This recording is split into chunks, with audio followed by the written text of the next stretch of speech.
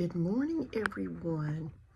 I am Professor Sherry Sullivan. If you've never met me, some of you I've met, some of you I've had in person, some of you I know by name because I've had you in other courses, and believe me, I appreciate that, and I appreciate you. So this is Music 140, and we're going to talk about jazz, but I also want to talk about a few other things, okay, that's going to make you successful in the class. First off, keeping up with your weekly work. And that was great advice that many of you gave introducing yourself, and I appreciate that. Yes, that is key. Once you fall behind even a little bit, it can be a struggle to catch up. So let's stay on top of our work. If you have issues, just let me know. You have questions, let me know. I'm very approachable. Now, jazz, I'm going to try not to give everything away because I want you to research as well. Jazz is known as America's popular music. Or America's classical music. It is both. In fact, jazz started off our popular music. Now, you have to think about when jazz started. This was post-Civil War in the South. So it was just a crazy place to be. And jazz did start in the African and African American communities. So we owe them very many things. And still, if we hadn't had jazz and blues and big band and swing, gospel music, we wouldn't have pop music and all the other genres as we know it today. So it's a very important building block. But jazz started in the Storyville portion of New Orleans. New Orleans, Louisiana. Yes, the New Orleans we know. So it started in America. It moved up along the Mississippi River as many of those musicians moved around, such as Joe King Oliver and his protege, Louis Armstrong, and they were very big influences. But if we want to pinpoint a couple of places, Congo Square in New Orleans, many Africans, immigrants, slaves, and otherwise, and Creole would meet there to perform on Sundays. And a lot of this rose out of those meetings. Also, in that Storyville quarter, many people, the tradition when someone passed away was to mourn with music and like walk into the church very sadly, mourn someone's death on the way to the funeral, but celebrate their life on the way back.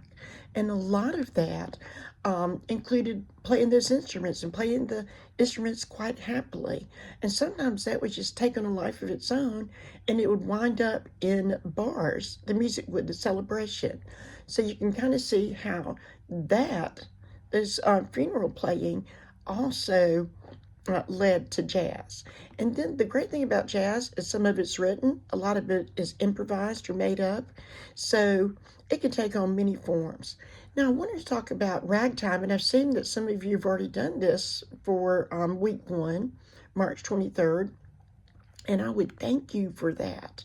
So ragtime, you've got to think about this. The dancing a lot of people were doing after the Civil War were still waltzes and those kind of very formal dances. And let me tell you, the kids heard this raggedy time music. It wasn't smooth. It was great piano music, and it had a beat you could dance to, like we'd like to say. So the parents were just, oh my goodness, this is scandalous. Those kids dancing, and I think I read somewhere, those kids dancing half clothed. You know what? These people were still wearing long dresses. If they saw stuff today, they would really know what was half clothed and half naked. But anytime there's a culture shift, it kind of shocks us and shocks maybe people who are older in the communities. So ragtime, I still find that very nice to listen to. And Scott Joplin was a ragtime composer, and he was a big deal, as you know. All right, so I don't want to give away too much. That's about what I want to give away this week. The rest, now let me tell you, I take a very firm stance against plagiarism. And never mind if you get inspiration, and this is a class where we're learning, so you need to research. All right, but whatever you research, you're going to make a source citation over it. Now, I know I've left you website listings. That is jumping off point, and it doesn't have to do that. I did not leave those as source citations. Website listings are not proper source citations. If you've got a problem knowing how to make a website listing into a source citation, please let me know. And I'll put a very basic guide on there. I don't mind if you use citation generators either. And you don't have to go as far as in-text citations, but I do want a works cited list. Also, I want to say, in 8 weeks and a 100 level course, we're not going to cover every little thing you want to cover, but I will encourage you, if something catches your attention, to research a little deeper on that. Sometimes you just might find something that is a new passion for you. I research still every day. I'm a very curious person, and researching helps open your world and it helps your vocabulary, gives you more to talk about, etc. So I just wanted to say that. And I wanted to say thank you so much for taking this course. You didn't have to be here. You chose to be here. And I hope it will be a great experience for you. And you know, every once in a while, I leave 10 points extra credit in a video. Not always, but you've got to make it to this point to find it. If you made it to this point, please email me and tell me that you watched this video. And do me a favor, don't tell everybody else. You watched this, you deserve credit. Let's let them find it as well. Now, I don't mind you saying, hey, you should watch all of Professor Sullivan's videos, something like that. But anyway, I remind people of that. And sometimes I get very few views. Isn't that a shame when I'm trying to help you?